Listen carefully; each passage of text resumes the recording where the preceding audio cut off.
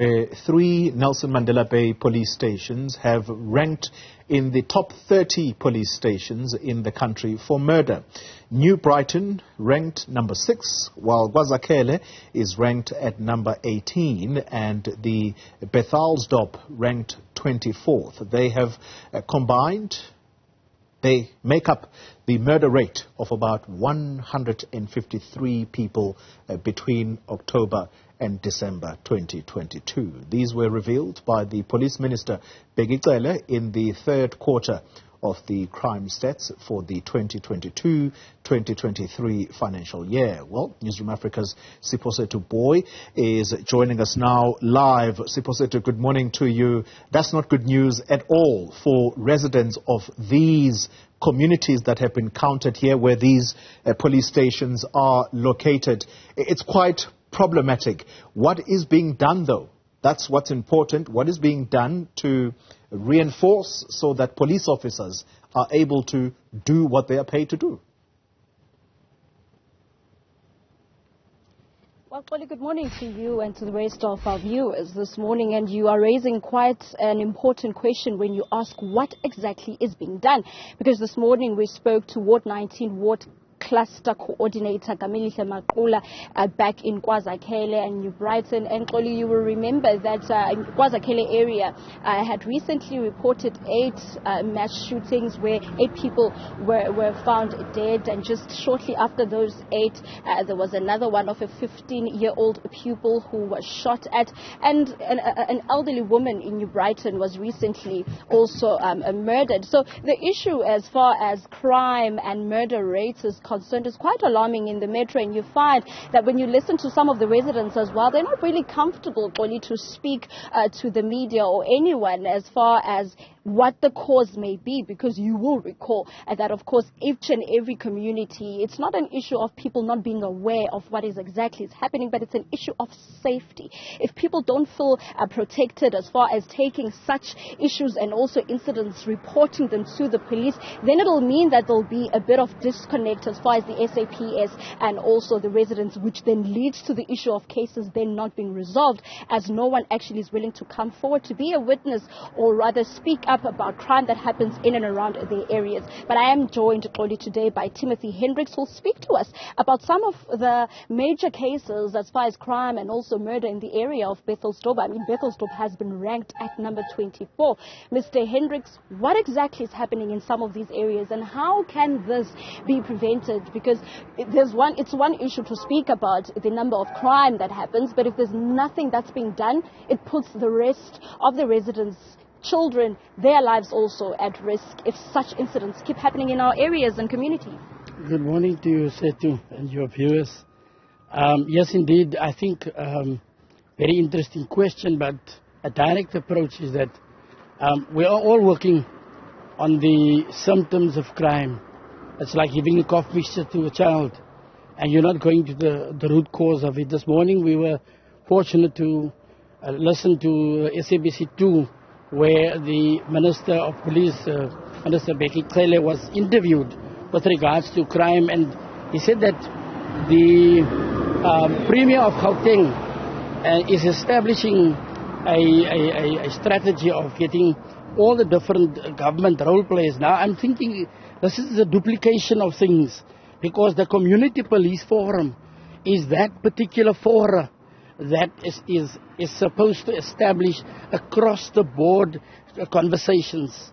We all know that SAPS works in it's the history of SAPS to work in silo, and I think for the past 2.5 decades, if not more, it's been a very difficult one for them to adapt to community policing, because every time a station commander changes, community policing itself changes, and yet there's one policy on community policing. So the challenges that we find is murder. It has become rampant in our areas. It starts in our schools. I think it goes back to our homes, because where does gangsterism itself start? It starts at the home, where the mother and father protects this child, knowing that he's busy with something untoward. And this is the huge challenge we are facing, and we need to approach this thing across the board with all different departments, all sectors. About a month ago, we had a school program, bullying, no violence at school, and a host of other things. We were very fortunate to have the education department, which was the district education forum by the name of Mr. Dry, that took the initiative. And ourselves as a board, as a business community police board in the Nelson Mandela Bay, just drew all the various government agencies together and went into the heart of gangland, right down the road here, called Bloemendal, and established a soup kitchen and a safe house. Now the simple reason is we brought all the agencies there, prisons, correctional services, even a magistrate was there, and he spoke to the community. Now, very fortunate, I've been for almost 3 decades, a court assessor, and I preside next to magistrates, and I listen to these cases each day. The biggest challenge we have today, and we need to be robust about it, CPFs are not supported. They are not resourced at all. How can they be resourced so this actually, there's a curb as far as this crime statistics that keep going up? How can they be supported? Is it an issue of them not knowing how to, what the SAPS to say? Is it an issue of a bit of disconnect between the CPF and the SAPS as far as how they can support them? I think your challenge is that the station commanders at each station, they talk about my forum. They don't own a forum. It's a partnership. That's the biggest challenge we have. Me and my CPF. That should come to an end, because a partnership is between not the station commander, it's his entire management. Because what is community policing all about? It's accountability to the community. The community has elected these few people to represent them on that station so that the statistics and the information can come out. Because there's intelligence. Who knows that intelligence? The ones that belong to the CPF. They are the ones that need to call the communities together. They need to establish meetings, not talk shops, but deal with the issues. But we have a lot of committees that are being established in the metro. Our huge challenge at this stage, if we want to fight crime and see, because just the very same soup kitchen that was established on the 14th of January, the owner of that soup kitchen was shot on. Last week, he was shot on. And it took the same policeman that spoke so well right there. And all the departments, Metro Police, everyone supported this initiative. The Commissioner of Metro Police was there. I must say, they're doing a sterling job for only 200 people, serving 2 million people in this metro. But the challenge we are facing is, this man was shot at. He was not in his vehicle. They thought he was in his vehicle. Just to find out, it took them 4 hours to respond to the complaint. He later then came himself to the police station. When he got to the police station, he was told, go back, we are coming now. An hour and a half later, they didn't arrive yet. He phoned me. I phoned the acting station commander, and he insisted that he goes back to the station, please, for crying out loud. And these are the issues we're saying, is the police serious in fighting crime? Now, we're not saying, it's all about the guns. It starts off with us wanting to take our communities back. Let's take our houses back, our homes. Let fathers be fathers and mothers be mothers. Let's take our homes back. And that is the gospel we need to preach as community police forums. We need to bring in these different agencies, because we found at that very same place, at the soup kitchen and safe house, immediately council came in and they came to clean up because they were part of that process. Correctional services came in because they've got in that area many absconders of parolees. They abscond, they're gone. And they need to find them back. So there's a host of things that's involved here. Protest action is one of our major challenges. That's why councillors and MMCs must be part of the solution. I can say our mayor is accessible. Our MMCs are accessible. It is the officials that we are having challenges with. You will find that district commissioner won't answer his phone. He will set up an appointment and your appointment is just broken. So those are our challenges. This thing becomes very personalized when you deal with the policemen, and they take this very personal. instead of reading the policy document, and there's a simple document telling you that you account to this forum. And we have a new provincial board chairperson. And I believe I believe he's got the tenacity, he's got the diligence and the drive to engage in this process. And it is just our prayer that he is supported by the provincial commissioner. Because sometimes support with one mouth is different than doing it.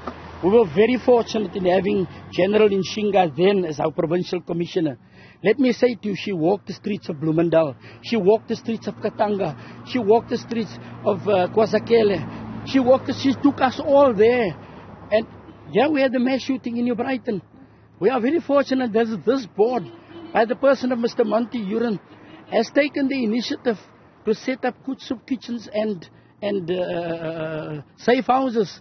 And then we have these people that join in James Project, and they servicing the soup free of charge.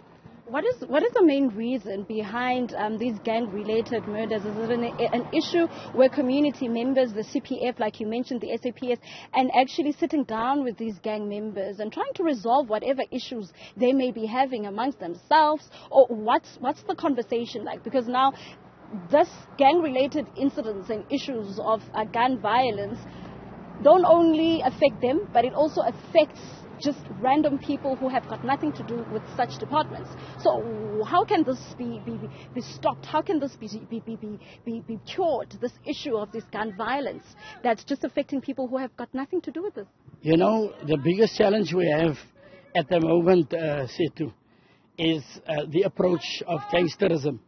If we look at gangsterism itself, it starts at home. And it goes on to schools, because gangsters are already brewed. It's a little gang group, and they get together.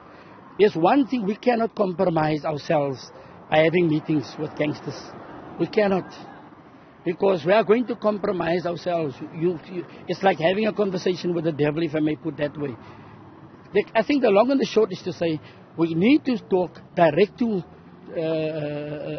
the communities, the affected communities, and the communities itself. We have various NGOs like Concerned Citizens. They are doing a sterling job working with the CPFs. So it's the issue of support, Mr. Hendricks. Exactly. Timothy Hendricks, only speaking to us here about some of the issues that surround in and around the areas of Bethelsdorp and also New Brighton, KwaZakele. Now, these are areas that are really, I could say, they're exposed a lot to gang, and also, most importantly, an issue of unemployment as far as the youth of these particular areas are concerned.